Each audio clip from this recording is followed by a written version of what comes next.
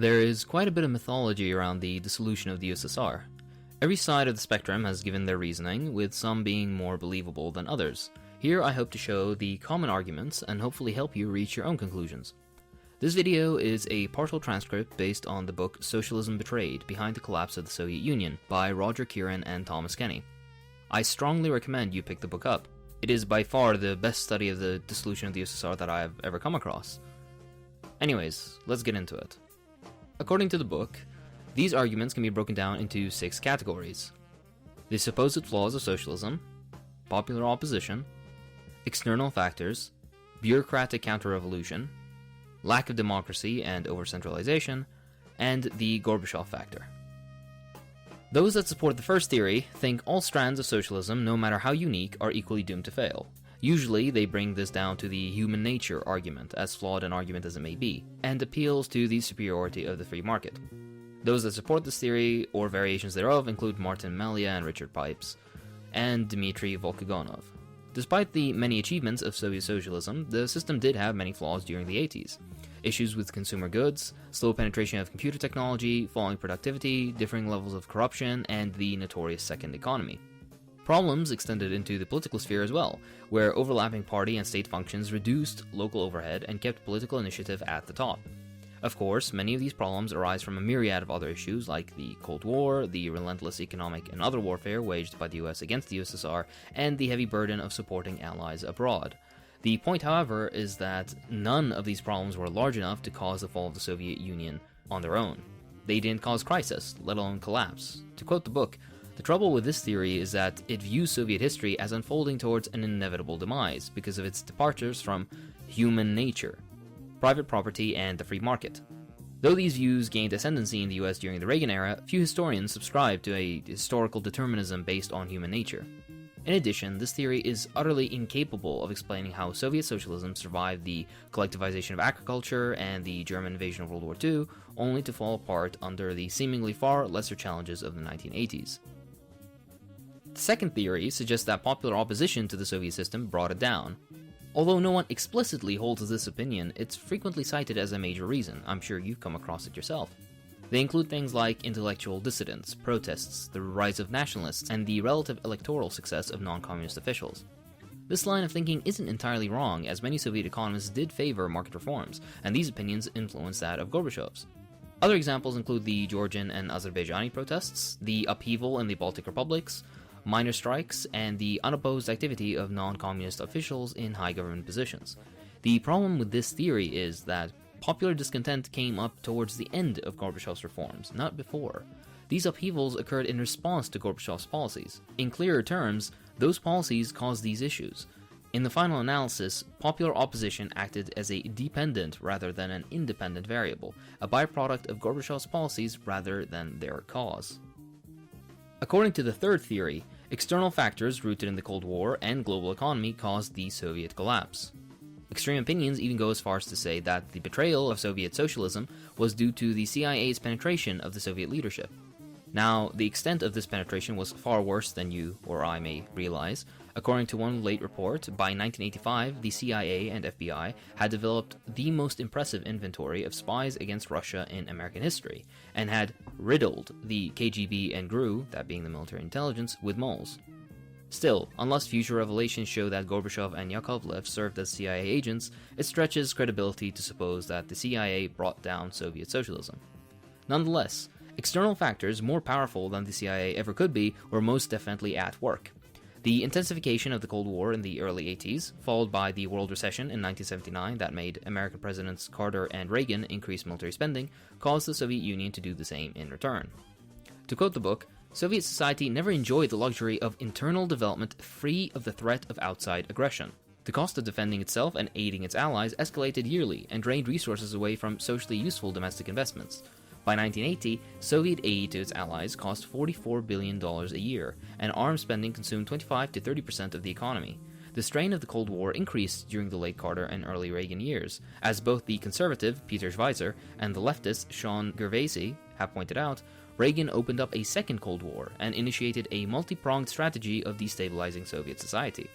The strategy consisted of doubling military spending, quote-unquote spending them into bankruptcy, projecting the Strategic Defense Initiative, known as Star Wars, aiding anti-communists in Afghanistan, Poland, and elsewhere, and driving down the price of oil and gas on the world market, which was the Soviets' main source of hard currency, as well as engaging in various forms of economic and psychological warfare. Certainly, the external factors pressing on the Soviet regime challenged the Soviet system in varied and powerful ways, and have a place in a full explanation of the Soviet collapse. Still, this is a far cry from saying, as Peter Schweizer did, that it is not possible to understand the collapse of the Soviet Union separated from Ronald Reagan, who supposedly won the Cold War. Francis Fitzgerald provides the most persuasive refutation of the decisiveness of Reagan's policies. Fitzgerald argues that no clear cause and effect relationship existed between the external factors and an internal crisis. For example, Fitzgerald maintains that increases in US military spending under Reagan for Star Wars and other projects did not increase Soviet military spending. Many Soviet insiders likewise rejected the idea that the arms race caused either Gorbachev's reforms or the collapse. Authoritative opinions differ on the importance of the arms race. To a large extent, the debate misses the crux of the matter. However great and in whatever form, the external pressure coming from the United States represented less of an external threat than earlier economic sanctions, sabotage, and foreign invasion. Moreover, the external pressure did not dictate the particular shape and direction of the Soviet response. In the end, Gorbachev's particular responses to the external pressures and internal problems provided the most proximate and decisive cause of the debacle. A fourth theory is that the cause was a bureaucratic counter-revolution. The idea being that the bureaucracy itself became the base for a capitalist restoration, or that it transformed itself into a new possessing class, so to speak.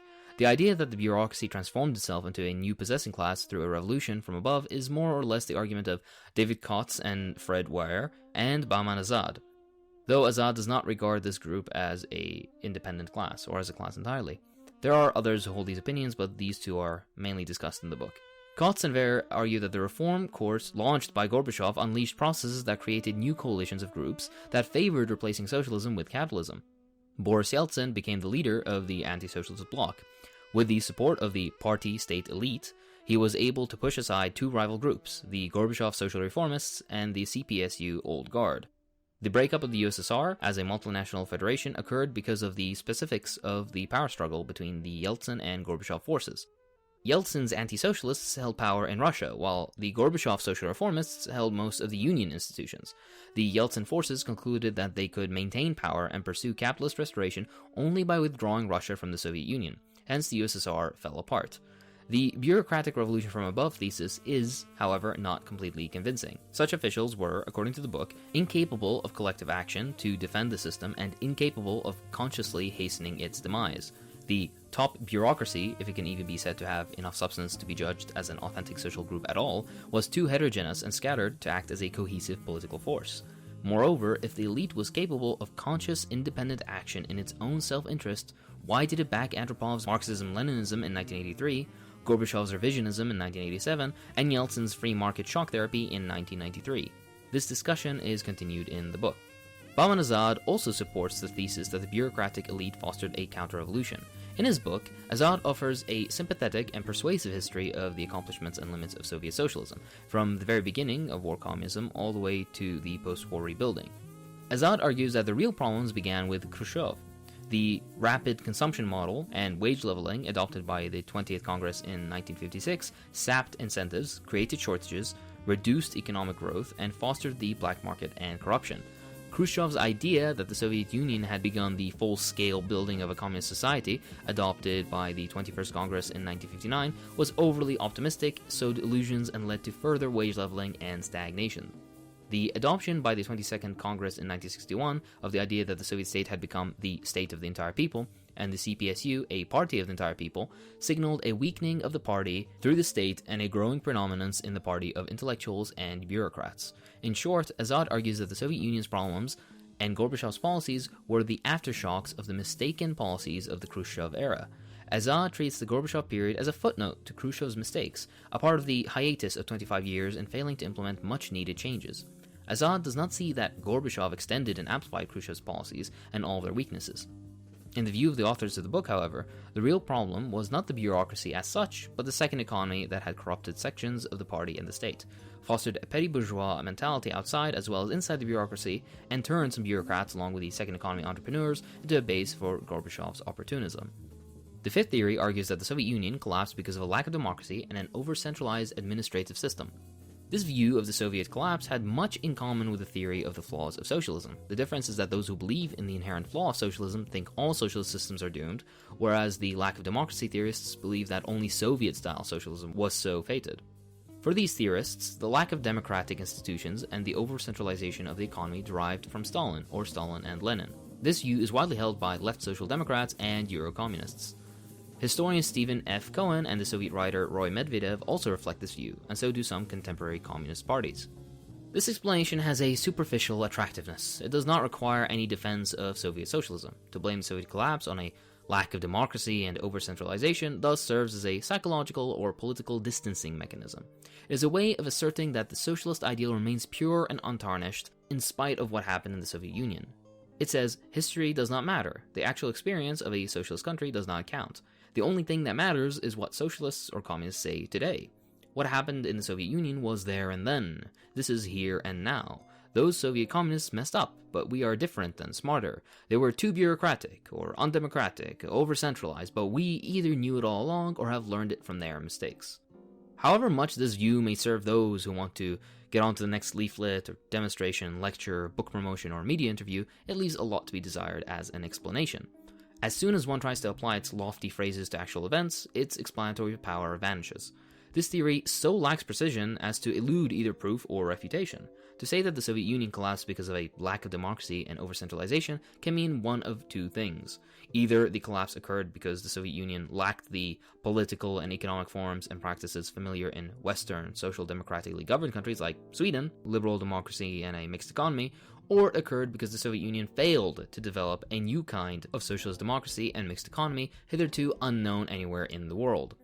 Both ideas fail as historical explanations because they rest on idealist constructs that attempt to explain history by the degree to which it conforms or fails to conform to an ideal.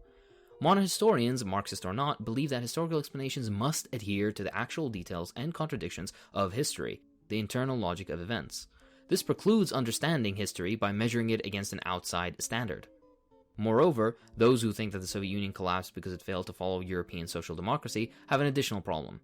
It is clear that after a certain point, Gorbachev shared the same ideals as these theorists and tried to move the Soviet Union towards a liberal democracy with a mixed economy. Yet, these moves led to a political and economic meltdown that has still not been overcome. This is an embarrassment that none of the lack of democracy theorists have been able to explain away. More to the point, the lack of democracy theorists ignore the actual history of liberal democracy and socialist democracy. The meaning and evaluation of democracy have changed over time, and neither capitalism nor liberalism has an exclusive claim to it. Until the second half of the 19th century, democracy meant rule by the lower classes or the oppressed, and almost all major political thinkers, from Aristotle to the founders of the United States, opposed democracy. Democracy came to the United States and other liberal republics gradually, and then not as rule by the lower classes as such, but as participation by the lower classes in elections, as the franchise was extended first to men without property and then to ex-slaves, women, and youth. Historically, socialism had a stronger claim to democracy than liberalism. Whereas liberalism only gradually claimed democracy as a value, socialism from the start embraced its classical meaning as rule by the lower classes. In the Communist Manifesto, Marx said that the first step in the revolution by the working class is to raise the proletariat to the position of ruling class to win the battle of democracy. Whereas liberal democracy venerated choice, socialist democracy valued equality in the sense of the abolition of the capitalist class's superiority, domination, and exploitation. Just as liberalism assimilated democratic forms, so socialism developed democratic mechanisms. Lenin had argued that workers would not spontaneously develop socialist ideas and revolutionary organizations on their own, and that consequently a vanguard party had to lead a socialist revolution. Rule by a vanguard party, however, did not mean the same thing as rule by the workers and peasants themselves. Over time, socialism had to develop ways to increase the participation and control by the workers and peasants, including broadening membership in the Communist Party and developing Soviets, trade unions, and other mass organizations. Though the process of developing democracy was far from over, the Soviet Union had developed a variety of political institutions and practices designed to provide popular participation. Every subsequent socialist country adopted and adapted these Soviet innovations. These Soviet practices included using newspapers as ombudsmen as well as news sources, vesting trade unions with the power over workers' rights, production norms and the disposition of social funds, and creating Soviets, production committees, community assemblies, governing committees of living complexes, and other party and government bodies. Though many of the populist institutions atrophied during the difficult years surrounding the Second World War, they revived in the 1950s and involved greater and greater numbers of working people. Even under Brezhnev, popular participation in government showed many signs of vitality. Writing in 1978, when the Soviet Union contained 260 million people, a group of Soviet writers gave the following figures on Soviet political activity.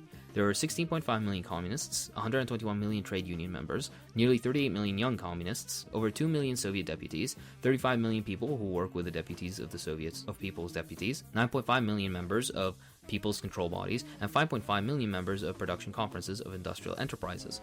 Of course, participation in a socialist Soviet, just as participation in a bourgeois election, provided no conclusive proof of popular control, but it nonetheless represented, however imperfectly, the striving for a kind of socialist democracy. If Soviet democracy was developing in some areas, however, it was experiencing problems in others.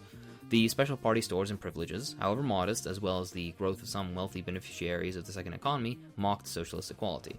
The primary authority of the party had the effect of making the Soviets advisory bodies at best or rubber stamps at worst. The second economy corrupted some of the party and government. The point is that socialist democracy had both strengths and weaknesses. The complexity of the actual situation is generally not acknowledged by those who assert that a lack of democracy brought down Soviet socialism. Of course, that a society that was suffering neither invasion, economic crisis, nor popular discontent fell apart makes for an arresting paradox. To this paradox, now another must be added. It fell apart in spite of political organizations in which millions of people participated. The idea that centralization played a pivotal role in the collapse is just as problematic as the lack of democracy. The Soviet Union was the first country in history to try to organize its economy around state-owned enterprises, with some elements of non-state enterprises, and centralized state planning with limited markets. Only a strong central government with a planned economy could achieve the goals of socialism. Socializing property, protecting the revolution from enemies within and without, achieving rapid electrification and industrialization, elevating education, healthcare, and housing for all, and developing the most backward and oppressed areas of the country. There was no blueprint for this, and no guarantees that this would work. The entire history of the Soviet Union involved constant experimentation with various kinds of planning mechanisms, different prices, wage and investment policies, and degrees of centralization and decentralization within the context of state property and central planning. To say the Soviets were continually confronting problems associated with central planning is manifestly true. They repeatedly strove to find the proper role of decentralized decision-making within the context of a centrally planned economy. To say, however, that the problem was simply centralization itself is like saying the problem with socialism is socialism. Such a position, by the way, is pretty much where Gorbachev ended up when he scuttled the central plan and opened the door to private enterprise. In other words, to say that centralization caused problems is a truism, but to say centralization itself is a problem amounts to a rejection of socialism. The proponents of the lack of democracy theory believe they hold one trump card. If the Soviet Union had possessed a vital socialist democracy that really expressed the will and interests of the working class, and if the Communist Party really represented the vanguard of the working class, then the workers, including the communists themselves, would have resisted the overthrow of the Communist Party, the evisceration of socialism, and the restoration of capitalism. Since, according to this view, neither the working class nor communists did resist, something was lacking in Soviet democracy. The actual history of the Soviet collapse escapes this logical net. As is shown in Chapter 6 of the book, working class resistance did occur. Why this resistance was not great enough to stop the dismantling of socialism is, of course, a great puzzle. In a sense, however, the lack of democracy theory actually understates the puzzle. The vast majority of people in an advanced industrial society submitted passively, while a small minority turned the commonwealth into their private gain, impoverished the rest of the population, and demodernized a society for the first time in history. The acquiescence of a people to policies that are demonstrably not in their own self-interest constitutes a deeply troubling phenomenon, well known in capitalist countries and much more common than we would like to suppose. That Soviet socialism did not manage to create citizens capable of transcending the kind of inertia, willful ignorance, and business-as-usual attitudes that immobilize most people most of the time may disappoint but should not surprise us. It is as much an indictment of liberal democracy as of socialist democracy. Moreover, placing the responsibility for Soviet passivity solely on socialist political institutions contains another problem. Many of the traditional Soviet political forms, the newspaper, the Soviets, and the Communist Party itself, were undermined by Gorbachev after 1985. Thus, while the majority of Soviet people remained opposed to privatization of property, the elimination of price controls, and the breakup of the Soviet Union, the traditional modes of expressing political views were evaporating. In addition, such new institutions as the Congress of People's Deputies proved entirely ineffective at enforcing such public sentiments. On top of this, every weakening of traditional institutions and re-establishing capitalism was spearheaded by Gorbachev and other communist leaders with the befogging assurance that they were returning to Lenin and advancing to a better socialism. In other words, it is likely that part of the workers' passivity occurred because at the very time that Gorbachev and other communist leaders were eroding the people's standard of living, economic security, and socialism itself, they were promising workers a better socialism and depriving them of the very institutions through which they had previously expressed their views. The final theory is that Soviet collapse was mainly due to Gorbachev. Quite naturally, almost all accounts give great weight to Gorbachev's role. Some accounts, however, go further than others in placing responsibility on him. According to the British historian Archie Brown, the key to the unraveling of Soviet society was the Gorbachev factor, mainly Gorbachev's departure from communist orthodoxy. For Brown, this apostasy undermined the system in unforeseen ways, but Gorbachev nonetheless played the role of a heroic westernizer, a modern-day Peter the Great. Others, who also see Gorbachev as the decisive factor, see him as more calculating than Brown does. Jerry Hugh thinks that Gorbachev was a free marketeer. Evgeny Novikov and Patrick Bashio suggest that Gorbachev was a Gramscian Eurocommunist. Anthony D'Agostino argues that Gorbachev was a Machiavellian, for whom ideas came second to getting and maintaining power. Though the authors agree with the common element of these views, that Gorbachev's ideological deviation played a key role, they nonetheless disagree with several other elements. It is not just where Brown sees a positive, they see a negative. Rather, accounts that overemphasize Gorbachev obscure the extent to which he was not alone, but operated in a historical and social context. When he first departed from Andropov, Gorbachev represented ideas that nonetheless had precedent in the communist movement, namely in the ideas of Bukharin and Khrushchev, and ideas that had appealed to some in Soviet society. Such ideas as the weakening of the central power of the party and the government, the legitimizing of private property, and allowing more freedom for markets had potency in the 1980s because they palpably reflected the interests of the dynamic, if parasitic, sector attached to illegal private enterprise. Thus, Gorbachev was both a follower of a certain tradition and the product of his time, and not just a lone factor making history. Moreover, in some writers, a stress on Gorbachev leads to seeing in his actions a long-standing, preconceived plan. The weight of evidence, however, seems to point more towards a shallow leader who acted rashly, impulsively, and contradictorily. Though Gorbachev's policies eventually formed a pattern of capitulation to the petty bourgeois, liberal and corrupt interests at home, and imperialist pressures abroad, this was not evident at the start.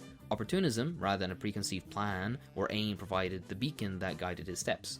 In the end, the story of the Soviet collapse was not the inevitable unfolding of a tragedy rooted in the impossibility of socialism, nor was it a defeat brought about by popular opposition or foreign enemies, nor was it due to Soviet socialism's failure to match up to some ideal of socialism that embodied liberal democracy and a mixed economy, nor was it primarily the story of the conscious betrayal of one man.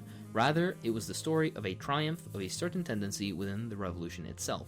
It was a tendency rooted at first in the peasant nature of the country, and later in a second economy, a sector that flourished because of consumer demands unsatisfied by the first economy, and because of the failure of authorities to appreciate the dangers it represented and to enforce the law against it. It was a tendency that had manifested itself in Bukharin and Khrushchev before Gorbachev. It was a tendency that believed that prosperity, democracy, and its vision of socialism could come quickly and easily, without sacrifice, without struggle, and without strong central authority. It believed in making concessions to imperialism, liberalism, private property, and the market. Some adherents of this tendency believed they were true socialists, though they allied themselves with others whose true sympathies were with money-making and private property. Not until Gorbachev had this tendency in the revolution held full sway and been carried to its logical conclusion. Only with Gorbachev was the full folly of this course realized, when it led not to a new kind of socialism, but to a new kind of barbarism. Thanks for watching. I'm sorry I've been gone for a little while, maybe 2 or 3 months, I haven't checked. But yeah, I'm gonna get back into making videos soon. Anyways, I'd like to thank my patrons, so thank you to Zarin Arson, Xiaoyan Zhang, Laurie Valdemar Minialo, Khan, Daryl McFarlane, Adrian Rinaldi, Aaron B. Lingwood, Kagri Karahmed, Andy Haywood, Ellie Garzon, Faustin, Henny Ashurst, Aaron Koger, Jeremiah Butler, Jonathan Chavez, Industrial Robot, Amar Abdul-Jabbar, Wes Franklin, Mia Nakano, Liam Sipanen, Connor O'Reilly, Brennan Ruffing, Jedi Davian, Nut Ringheimlunde, Mika Argyropoulos, Michael Duchette, Mothi Yu, Peter Coffin, Zatarani, Comrade Pingu, and of course Charles. Thank you, Charles. See ya.